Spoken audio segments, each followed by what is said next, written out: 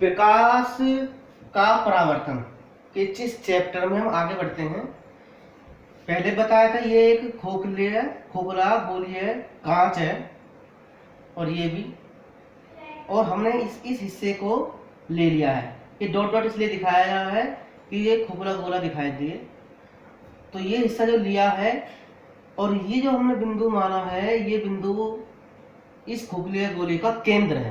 क्या है ये? केंद्र, सेंटर। इसे सी मान लेते हैं, और ये भी। अगर मैं इस हिस्से को बाहर की तरफ से पॉलिश करूं, चांदी की पॉलिश, जो चमकदार पदार्थ होते हैं कुछ, उसकी पॉलिश कर दूं, तो इधर से प्रकाश आएगा तो अंदर नहीं जाएगा, टकरा जाएगा, मतलब ये परावर्तक तल बन जाएगा। इधर गोलीय परावर्तक तल, और इस प्रकार की आकृति को कहेंगे हम अवतल दर्पण। क्या कहेंगे? अवतल दर्पण। और यदि मैं अंदर की तरफ पॉलिश करूं उसमें, तो बाहर की तरफ से ये चमकीला बन जाएगा, तो ये कहलाएगा उत्तल दर्पण, और ये भी इसका सेंटर है। चलो मैं अब इसको इस सेंटर को रहने देना इसे, और इसको मिटा देता हूं मैं। ये समझाने के लिए था, इसको मिटा देता हूं। मिटा दिया।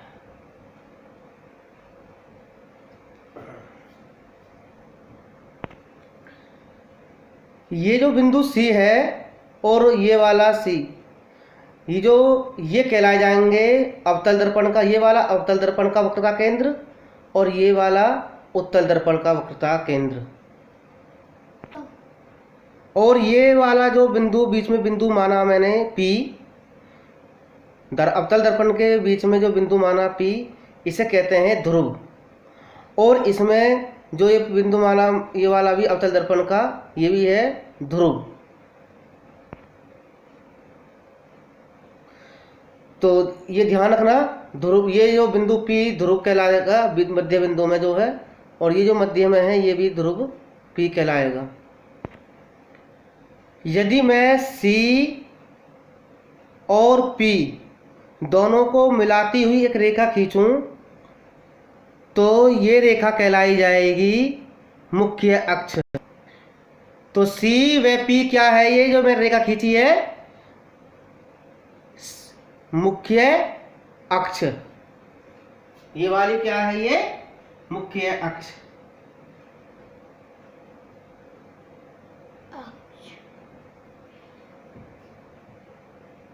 ये वाली रेखा P और C जो मैं खींची है, मुख्य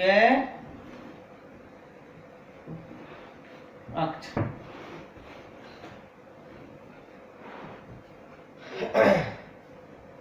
अब मैं इनको नोट कर लेना, और उसके बाद में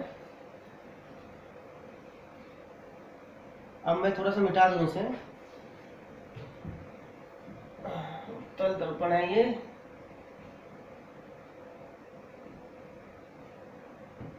एक पॉइंट और आता है, फोकस बिंदु। फोकस बिंदु किसे कहते हैं?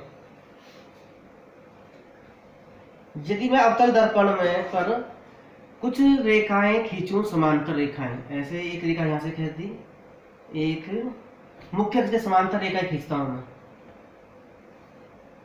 यदि मैं मुख्य अक्ष से समांतर रेखा खींचता हूं, तो ये टकराएंगे किरण, तो ये अंदर बाहर नहीं जाएंगी, क्योंकि ये परावर्तक तल है।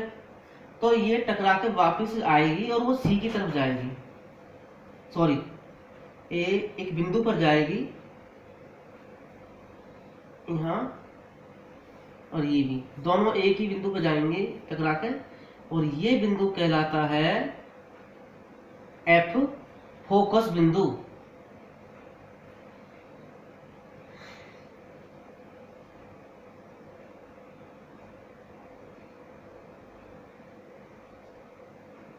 क्योंकि रेखाएं जो है, कितनी भी रेखाएं गैरो समांतर इस बिंदु पर फोकस हो जाती हैं। अनंत से आने वाली किरणें इस बिंदु पर फोकस हो जाती है, इसलिए ये बिंदु कहलाता है फोकस बिंदु। और ये सी और पी के बीचों बीच होता है लगभग। और इसमें यदि मैं रेखाएं, समांतर रेखाएं खींचूं तो ये टकरा के अंदर तो नहीं जाएगी, ये बाहर की तरफ निकलेगी, ऐसे ऐसे निकलेगी। लेकिन ये ऐसे लगेगी कि जैसे इस बिंदु से आ रही हो। डॉट डॉट कर देता हूं इसे मैं।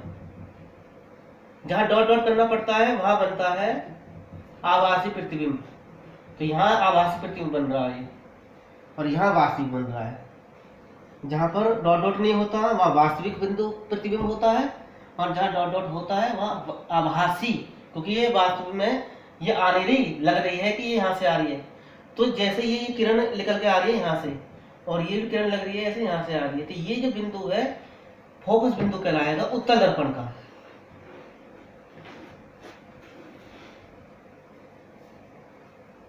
तो क्या क्या चीज समझ में आ गई? वक्रता केंद्र समझ में आ गया, और अवतल दर्पण का मध्य बिंदु जो होता है वो ध्रुव होता है, और ध्रुव और वक्रता केंद्र को मिलाने पर जो रेखा, ये रेखा होती है मुख्य अक्ष, और पी और सी को मिला दी ऐसी इधर की भी मुख्य अक्ष। और जो रेखा समांतर आती है और टकराने के बाद में जिस बिंदु पर इकट्ठी हो जाती है, ये बिंदु हो जाता है फोकस बिंदु। और इसमें जो जिस बिंदु से आती हुई प्रतीत होती है वो हो जाता है फोकस बिंदु यहाँ पर। ठीक है।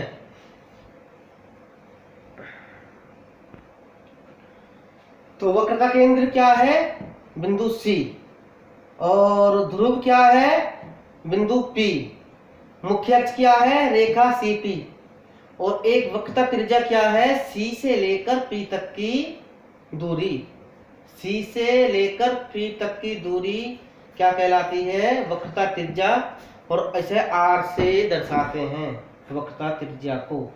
और एक चीज और नोट कर लें, सी एफ से लेकर पी तक की जो दूरी है वो फोकस दूरी कहलाएगी। एफ से पी तक की दूरी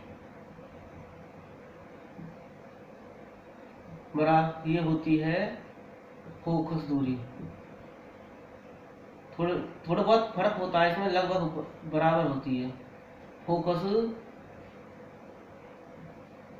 दूरी। ये फोकस दूरी होती है। और सी से लेकर एफ तक की भी दूरी, ये भी फोकस दूरी के बराबर ही होती है, क्योंकि बीचों बीच होता है ना। तो एफ जो है सी और पी के बीचों बीच होता है।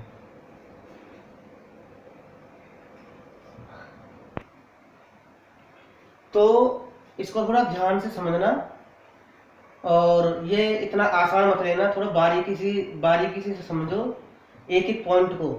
इतना आसान नहीं है, थोड़ा सा या तो टफ समझ लो अभी आपके माइंड के हिसाब से। वैसे तो कठिन नहीं है, लेकिन आपके माइंड के हिसाब से लिए थोड़ा टफ समझो। तो एक पॉइंट टू पॉइंट समझो हर बात को, कि सी क्या है उन्हें याद भी रखो, एफ क्या है उसे भी याद रखो, फोकस बिंदु है, पी क्या है ध्रुव है, उनको थोड़ा ध्यान से रखो।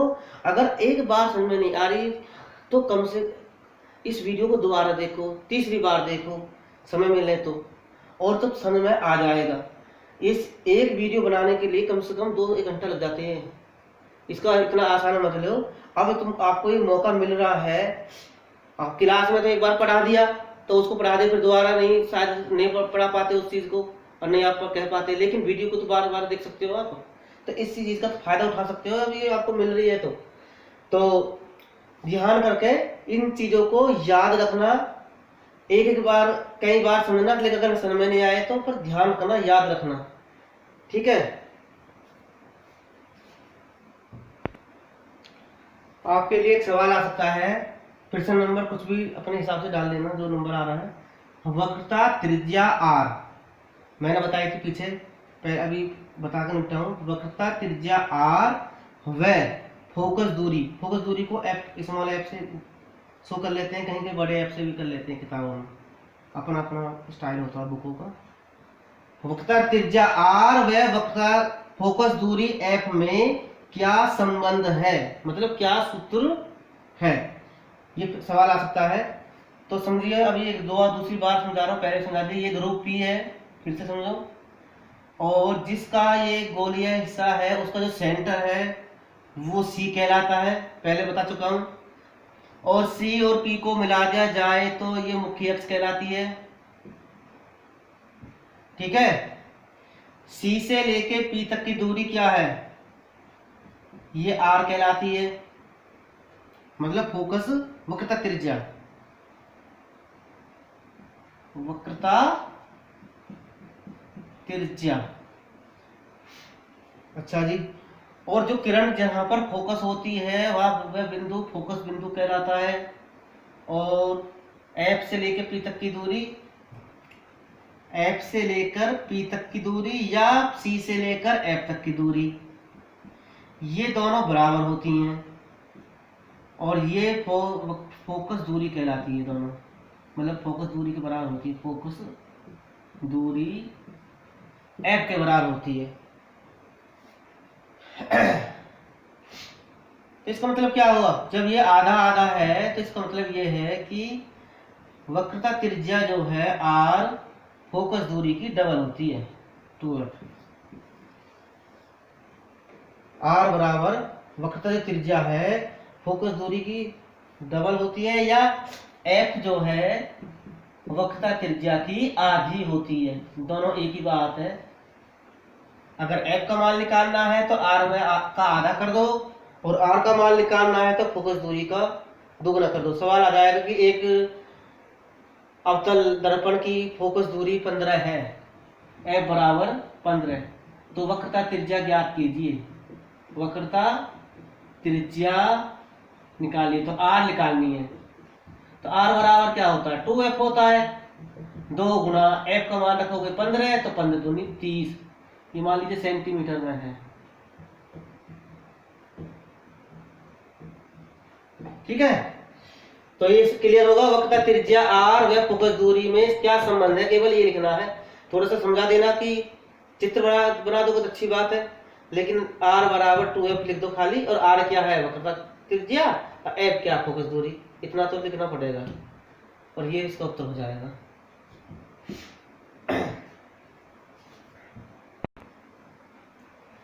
इसमें जो मेन काम है प्रतिबिंब बनाना, प्रकाश के परावर्तन का जो चैप्टर है जो पढ़ा रहे हैं इसमें हम, तो मेन काम प्रतिबिंब जो है, ये प्रतिबिंबों को बनाना सीखना है।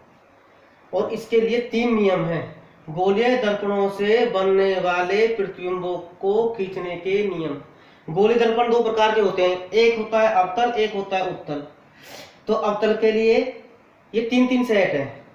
पहला नियम क्या है, सबसे पहले तो सबके लिए ये क्या है, P ध्रुव, इसमें भी ये भी सेम बात है, इसके लिए भी ये ध्रुव है P, और ये उत्तल दर्पण में ये भी P है ध्रुव, ये क्या है, ये ध्रुव है, और ये क्या है, P ध्रुव है।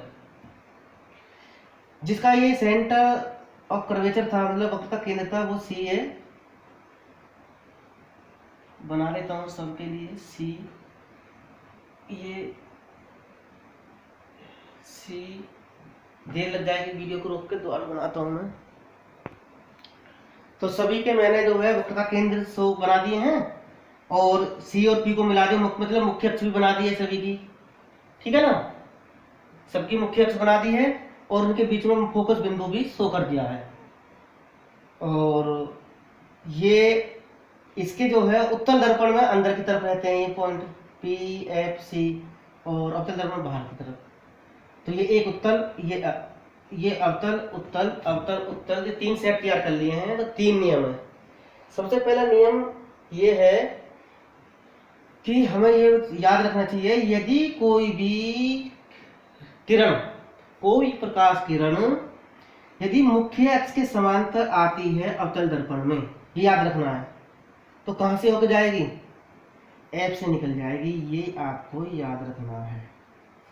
नंबर 1, पहला नियम, यदि कोई प्रकाश किरण मुख्य अक्ष के समांतर जाती है तिरछी नहीं, बिल्कुल दूरी बराबर होनी चाहिए। तो ये कहाँ से होकर जाएगी? फोकस बिंदु से। अब इसकी बात कर लो, इसके इस मुख्य अक्ष के समांतर जाएगी उत्तल दर्पण में, तो ये एफ की तरफ तो जा नहीं सकती क्योंकि ये यहाँ से प्रकाश रुक जाता है, तो उल्टी हट के चलेगी ऐसे, लेकिन दिखाई ऐसे देगी जैसे वो एफ से आ रही हो।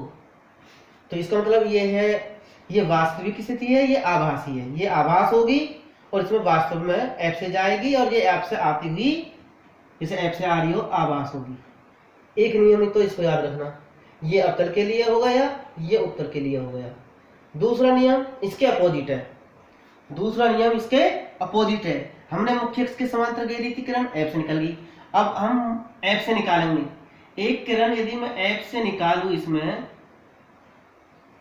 यदि कोई प्रकाश किरण इधर से निकाल लो चाहे इधर से निकाल लो, चलो इधर से निकालता हूँ नीचे की साइड से।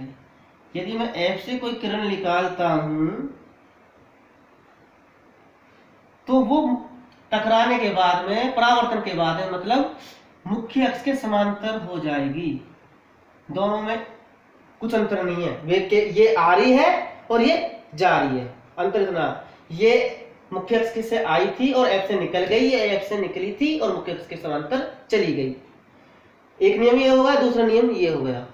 इसमें बताओ ऐसे ही, अगर मैं कोई किरण एफ की सीध में डालूं, डॉट करके चल रहा हूं, कोई प्रकाश किरण एफ की सीध में डालूं तो टकराने के बाद में मुख्य अक्ष के समांतर हो जाएगी। मुख्य अक्ष कौन सी है? ये है, सी से पी तक की दूरी, तो बिल्कुल समांतर होगी ना, ये इसके समांतर दोनों, ये भी इसके दोनों समांतर हो गई है। तीसरा नियम क्या है? अगर हमें गोलीय दर्पणों से प्रतिबिंब बनाना सीखना है तो ये नियम याद रखने चाहिए। पहला नियम हो गया, दूसरा नियम होगा, तीसरा नियम। तीसरा नियम क्या है? यदि कोई प्रकाश किरण सी से निकल के जाती है